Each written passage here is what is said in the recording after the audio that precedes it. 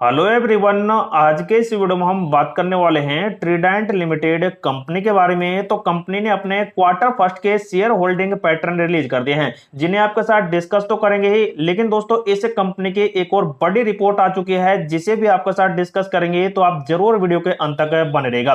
तो जैसा कि दोस्तों कंपनी का शेयर है 30 रुपए से और 32 रुपए के बीच में पिछले कुछ दिनों से लगातार कारोबार कर रहा है। जैसा कि आप दोस्तों इस ग्राफ को देखेंगे तो कंपनी 34 रुपए के आसपास गई और उसके बाद दोस्तों फिर बड़ी गिरावट हुई है 28-29 तक, लेकिन फिर से दोस्तों वही 30-34-35 या फिर 33 रुपए के आसपास घूम रही है। मतलब कि कंपनी का शेयर दोस्तों साइडवेज यहां पर ट्रेड कर रहा है, जो कि दोस्तों 28-29 से लेकर और करीब 34 रुपए के बीच में दोस्तों कंपनी का ये लेवल बन रहा है। लेकिन दोस्तों इस कंपनी के अंदर अब कुछ बड़ा माहौल पैदा होगा, तो वो दोस्तों तभी होगा जब कंपनी के क्वार्टर फर्स्ट के रिजल्ट पब्लिक हो जाएंगे। तो दोस्तों अच्छे आएंगे तो जरूर ये दोस्तों कंपनी फिर से एक बड़ी रिकवरी कर आपको दिखा सकती है। लेकिन दोस्तों अब बारी आती है कि कंपनी के लिए क्या अपडेट आ रहे हैं। जैसा कि दोस्तों एक तो इंडियन स्टॉक मार्केट में एफआई से जो लगातार अपनी बड़ी बिकवाली कर रहे हैं और इसके ही असर से इंडियन स्टॉक मार्केट लगातार टूटता दिखाई दे रहा है। सबसे बड़ी नेगेटिव बात है कि 25,000 के लेवल को तोड़ गया है निफ्टी 50, जिसकी वजह से सभी इंडियन स्टॉक मार्केट की कंपनियों पर इंपैक्ट पड़ रहा है, जिसमें ट्राइडेंट लिमिटेड कंपनी भी चपेट में दिखाई दे रही है। लेकिन दोस्तों आप बीएसई या फिर एनएसई के प्लेटफॉर्म पर देखेंगे तो इस कंपनी के अंदर बहुत ही कम क्वांटिटी में वॉल्यूम बन रहा है, लेकिन सबसे अच्छी बात यह है कि 40% से भी ज्यादा इस कंपनी के अंदर खरीदारी का सिलसिला इस टाइम बना हुआ है। और सबसे बड़ी अपडेट यह भी है इस कंपनी की कि इस कंपनी ने अपने क्वार्टर फर्स्ट के रिजल्ट की डेट की घोषणा कर दी है, जो कि है 24 जुलाई। तो 24 जुलाई को दोस्तों कंपनी के रिजल्ट घोषित कर दिए जाएंगे, लेकिन कैसे आएंगे तो वो दोस्तों उसी टाइम पता लगेंगे। लेकिन सबसे बड़ी बात है कि कंपनी अपने एजीएम मीटिंग को लेकर भी कुछ बड़ा अपडेट दे रही है और साथ ही फंड रेज को लेकर भी एक बड़ा ऐलान करने वाली है। तो इनको लेकर भी दोस्तों जो अपडेट आएंगे वो आपको उसी दिन पता लग जाएंगे। और साथ ही दोस्तों इस कंपनी की जो इनसाइडर ट्रेडिंग है वो 1 जुलाई से बंद है, लेकिन दोस्तों जैसे कंपनी के रिजल्ट पब्लिक होंगे तो उसके 48 घंटे बाद ही कंपनी की इनसाइडर ट्रेडिंग को चालू कर दिया जाएगा। जैसे कि आप देख सकते हैं यहाँ पर मेंशन भी किया गया है इसकी इनसाइडर ट्रेडिंग को लेकर ही अपडेट, और इसके अनुसार ही दोस्तों कंपनी की पूरी तरह से ट्रेडिंग चालू कर दी जाने वाली है।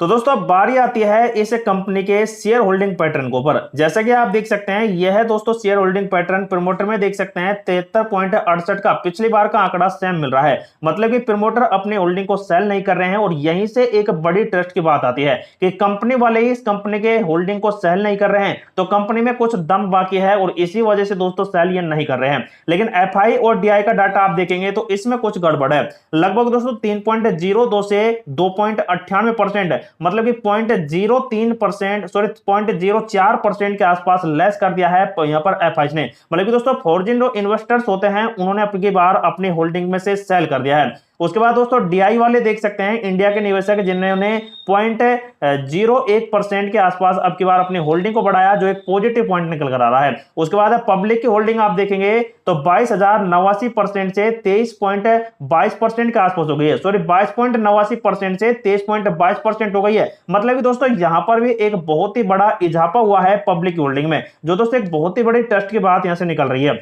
लेकिन दोस्तों कंपनी के अंदर आप देखेंगे तो यहां पर अब की बार 21,13,910 इस कंपनी के अंदर शेयर होल्डर्स मौजूद हैं। लेकिन पिछली बार आप देखेंगे तो यहां पर 21,34,368 शेयर होल्डर्स थे। तो शेयर होल्डर्स की क्वांटिटी अब की बार घटी है, जो एक बहुत ही बड़ी नेगेटिव बात वैसे कंपनी की है। लेकिन दोस्तों जितना कम शेयर होल्डर्स रहेंगे उतना ही अच्छी बात वैसे कंपनी के लिए मानी भी जाती है।